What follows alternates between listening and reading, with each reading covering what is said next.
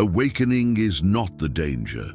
The mistake comes later, when the person tries to go back to the old rhythm, the old identity, or the old expectations. There is a truth that no one talks about spiritual awakening, and it is more uncomfortable than you think.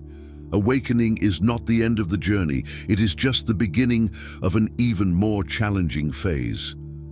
Most people think that after the final awakening everything is easier, lighter, clearer, but the reality is quite different. While everyone else is celebrating the signs of spiritual awakening, there is a silent group making devastating mistakes that no one mentions. Mistakes that happen right after the transformation, when you should be reaping the fruits of higher consciousness. And worst of all, these silent spiritual errors go unnoticed precisely because they seem right. They seem part of the process. They seem like evolution. Have you ever wondered why so many people report a deep awakening, but a few months later are more confused, more exhausted, and more lost than before? It is not because the awakening was fake. It is because they have fallen into the invisible traps that come soon after. They are subtle mistakes which masquerade as spirituality, which make you believe that you are on the right path while taking you further and further away from true spiritual ascension.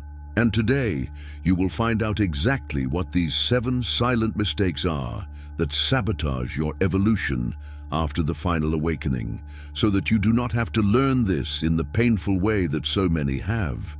If you have already gone through a spiritual awakening, if you recognize the signs of a heightened consciousness in your life, but feel that something is not yet fitting right, that there is an internal tension that you cannot explain, then pay close attention to this content. Because the difference between those who really integrate the awakening and those who just live the illusion of it is precisely in these details that no one tells you. And if you identify with at least 3 of these mistakes throughout this text, leave the number 7 in the comments, because it means that you are ready to correct course and truly transform your spiritual journey. There is something curious that happens right after spiritual awakening. The person feels that something profound has changed inside, but looks around and sees that the world remains the same. The same demands, the same commitments, the same people expecting her to be who she always was. And here comes the first silent mistake, the one that few notice until they are completely exhausted. She tries to keep up the pace she used to, please everyone as she always did, sustain that old version of herself as if nothing had happened. It's like trying to wear a shoe that no longer fits the foot, but insisting that it still fits because everyone is used to seeing you with that shoe. The problem is that after the final awakening, the body and mind simply no longer follow this performance. The heightened consciousness has created a new internal frequency, and trying to ignore this is like forcing a car to run with the handbrake on. The person wakes up tired, even after having slept, feels an inexplicable weight in the chest, an irritation that did not exist before with situations that used to tolerate well. She wonders why she is so sensitive, why what was once normal now seems unbearable. But instead of listening to these signs of spiritual awakening, he blames himself, thinks he is weak, that he needs to try harder. This mistake happens because there is a silent belief that awakening spiritually means only gaining a new perspective, but continuing to live exactly the same, as if it were possible to fit an expanded view into a routine that was created by an old version of you. The truth is that spiritual ascension does not come alone. It brings with it a total reorganization of what you tolerate, what you prioritize, where you put your energy. Ignoring this is like planting a new seed in an old, cracked pot, hoping that it will grow healthy.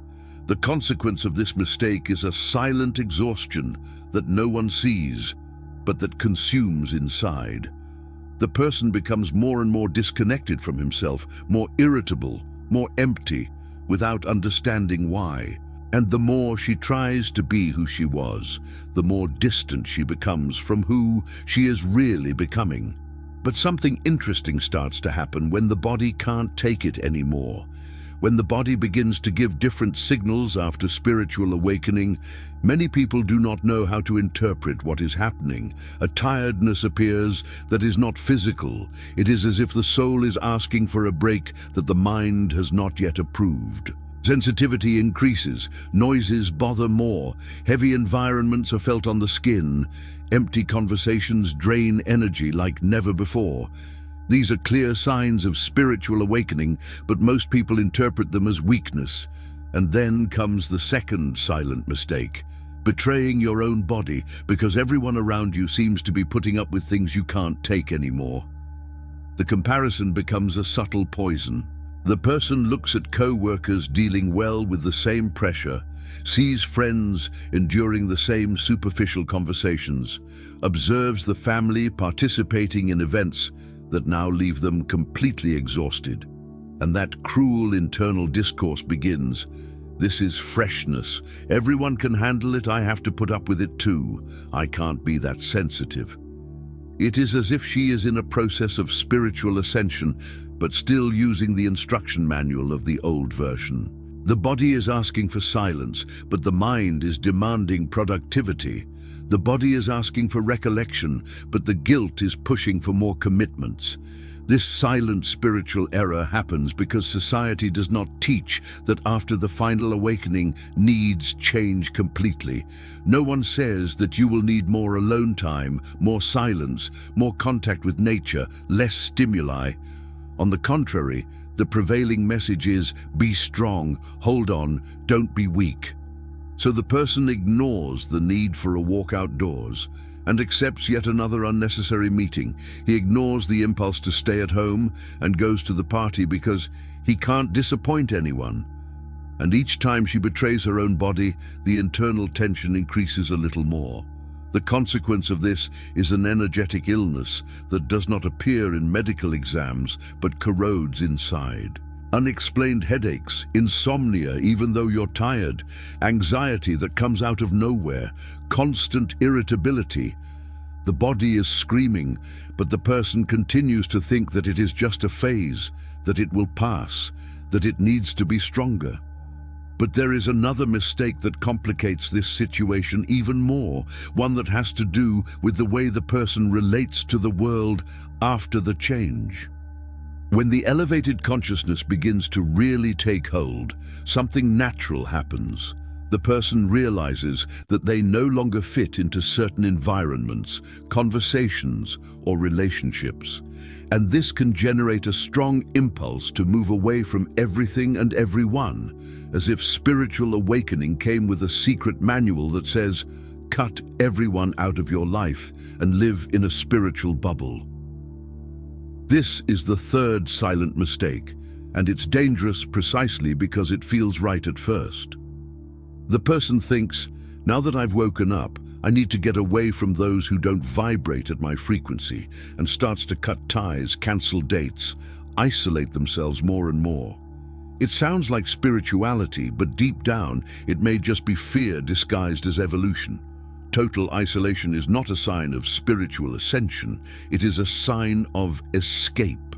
There is a huge difference between consciously choosing your circles of coexistence and simply running away from any situation that requires patience, understanding, or presence. After the final awakening, you do not become an enlightened being who only lives with other enlightened ones on a sacred mountain. You continue to live in the real world, with real people, in real situations. The difference is that you now have more clarity on where to put your energy, but that doesn't mean abandoning everyone who hasn't awakened yet. Sometimes, your conscious presence in a seemingly empty conversation can be just what someone needs to start questioning their life. To confuse awakening with isolation is to betray the very essence of what it means to be awake.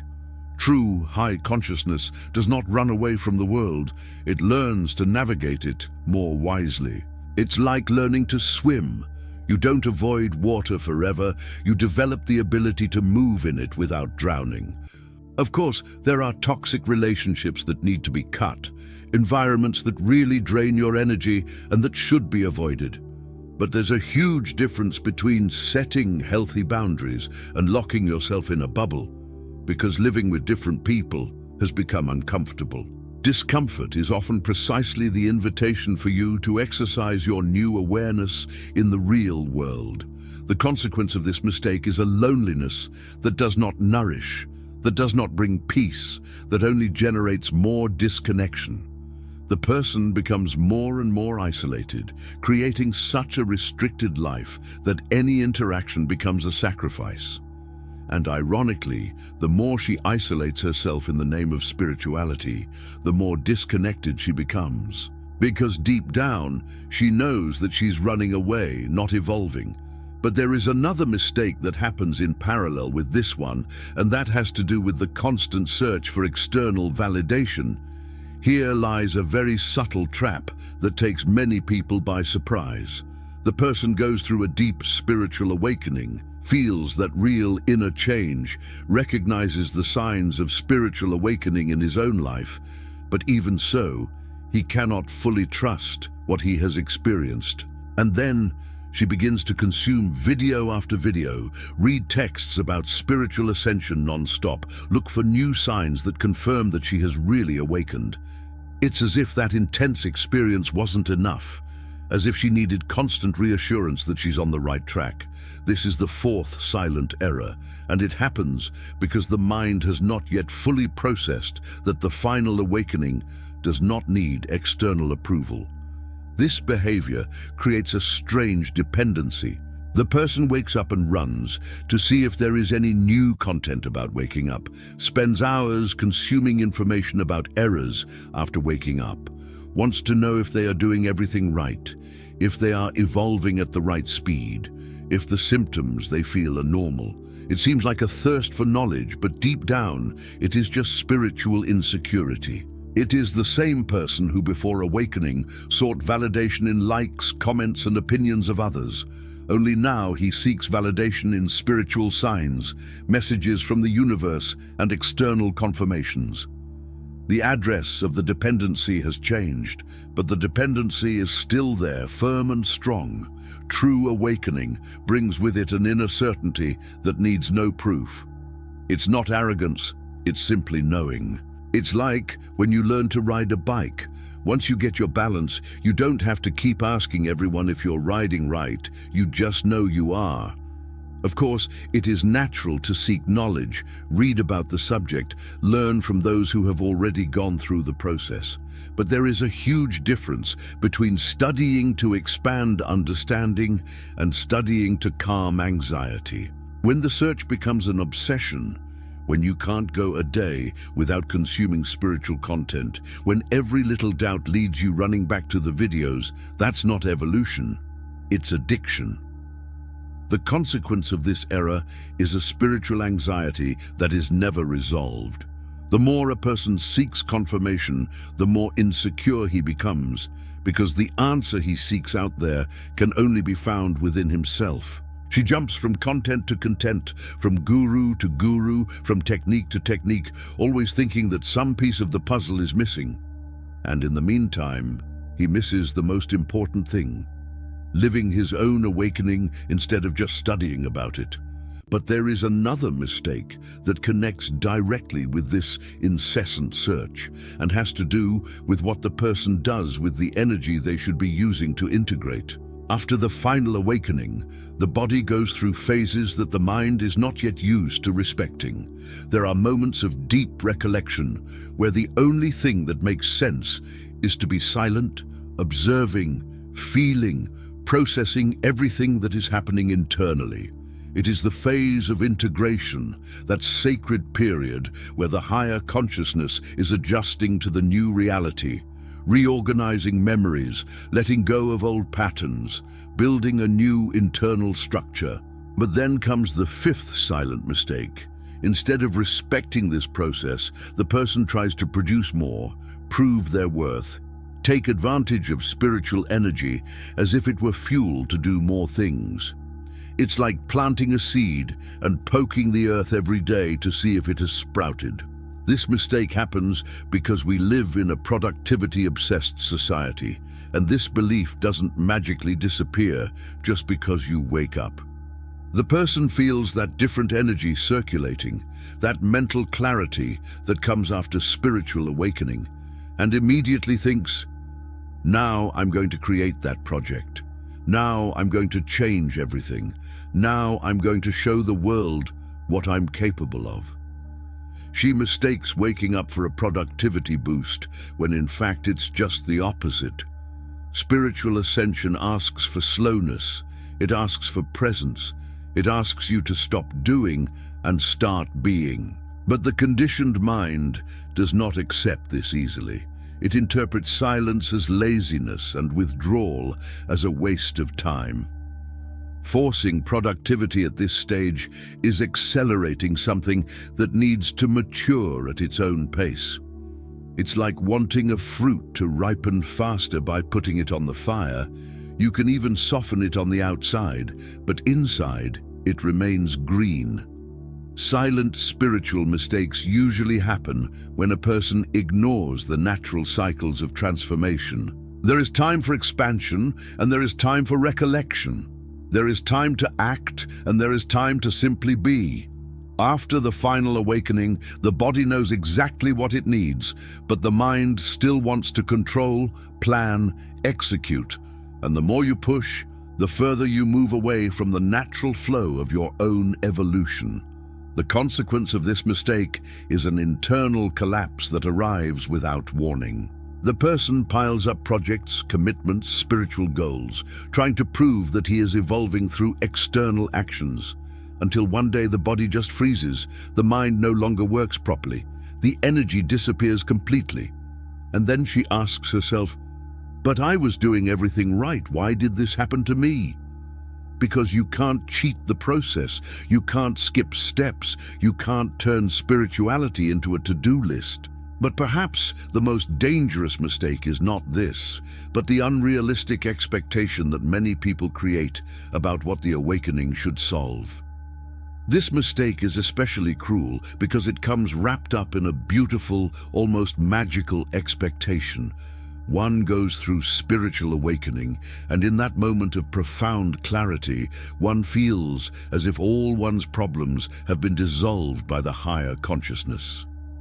She looks at life with different eyes, feels a peace she has never felt before, has powerful insights about herself and the world. And then it creates a silent belief that now everything will flow perfectly, that the challenges are over, that spiritual ascension is a free pass to a life without obstacles.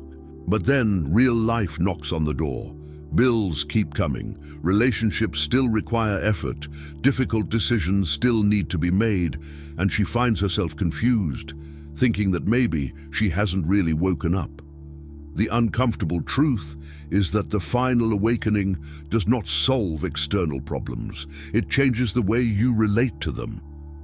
You keep having to deal with complicated bosses, difficult family members, challenging financial situations, health issues, losses, frustrations. The difference is that now you have more clarity to see these challenges without fully identifying with them, but that doesn't mean they disappear. It's like learning to swim. You gain the ability to move in the water, but the water is still there, sometimes calm, sometimes rough. Many people make the silent spiritual mistake of thinking that awakening is gaining a magic shield against reality, when in fact it is gaining tools to navigate reality more wisely. This mistake creates a dangerous trap called the spiritualization of denial.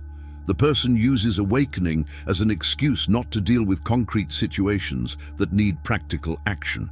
Are you in financial trouble? But I'm in a high vibration. The universe will solve it. Destructive relationship. Everything is learning. I need to accept it. Neglected health. My body is adjusting to the new frequency. You see, I'm not saying that vibration, learning, and energetic adjustments don't exist. They do. But they are no substitute for responsibility, emotional maturity, and conscious action. After spiritual awakening, you still need to pay your bills, take care of your health, set healthy boundaries, make difficult choices. The difference is that now you do all of this from a more conscious place. The consequence of this mistake is deep frustration and confusion about one's own path. The person begins to doubt the awakening, thinks that he has done something wrong, that he is not evolving as he should. She looks at the signs of the spiritual awakening she has experienced and wonders if it was all illusion, because life continues to present challenges, and the more she resists accepting that awakening is not an automatic happy ending, the farther she gets from true integration. Because the awakening didn't come to take you out of life, it came to teach you how to really live. But there is one last mistake, perhaps the most profound of all, which has to do with who you are becoming in this whole process. This is the deepest and most silent error of all, the one that happens in the most intimate layers of human experience. After the final awakening, the person begins to realize that he is no longer who he was before, but at the same time, he still does not know exactly who he is becoming. It is like being between two banks of a river. The old bank is left behind, but the new one is not yet fully formed. She looks in the mirror and sees the same face, but inside, she feels that she inhabits a completely different being. Tastes have changed. Priorities have been reorganized. Conversations that once made sense now seem empty.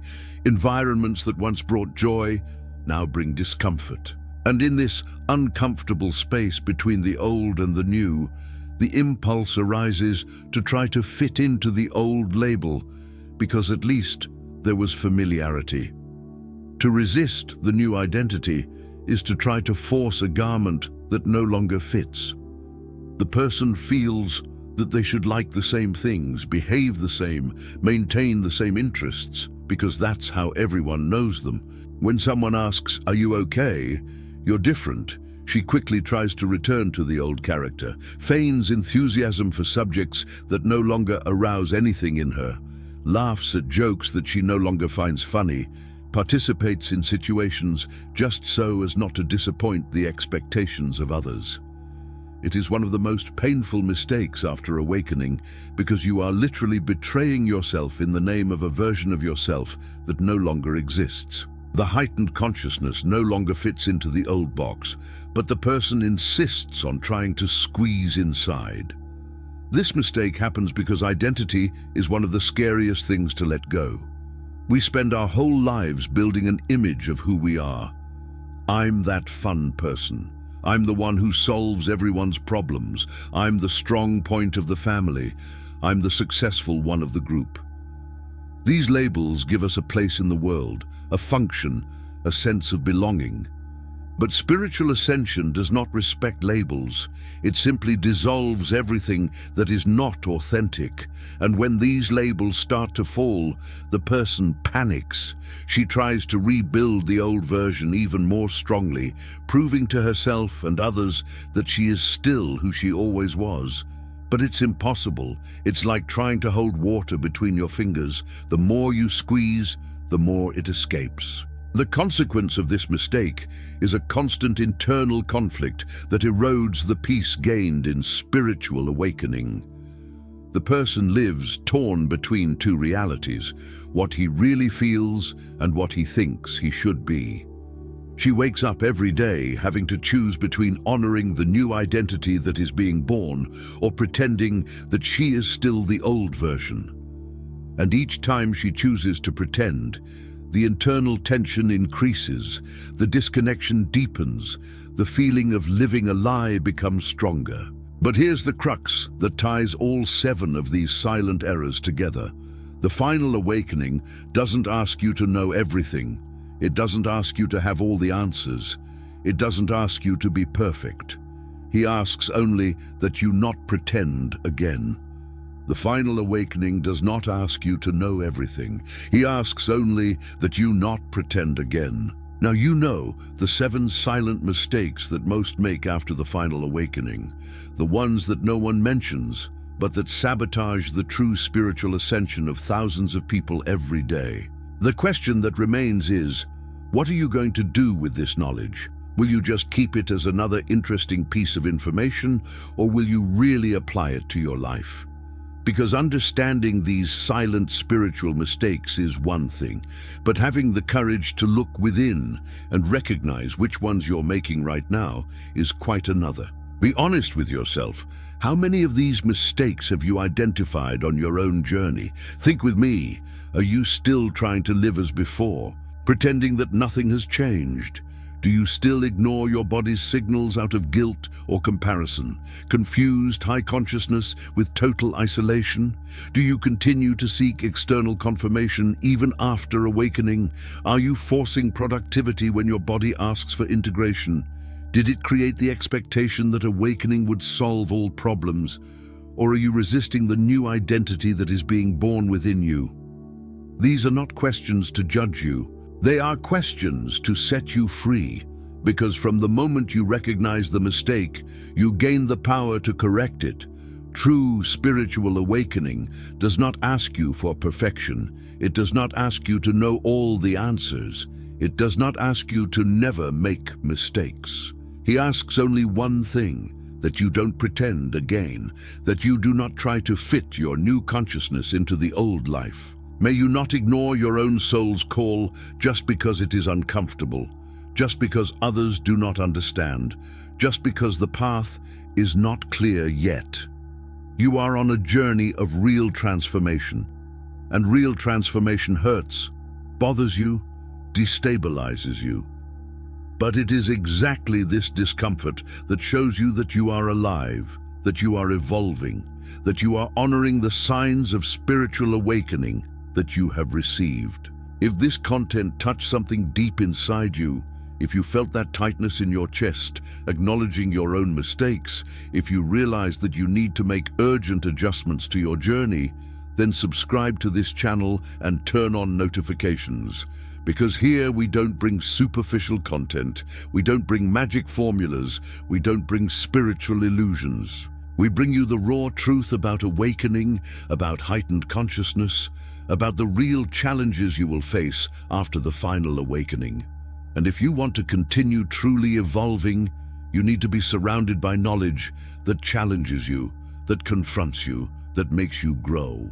Then don't miss the next content, because your transformation is just beginning.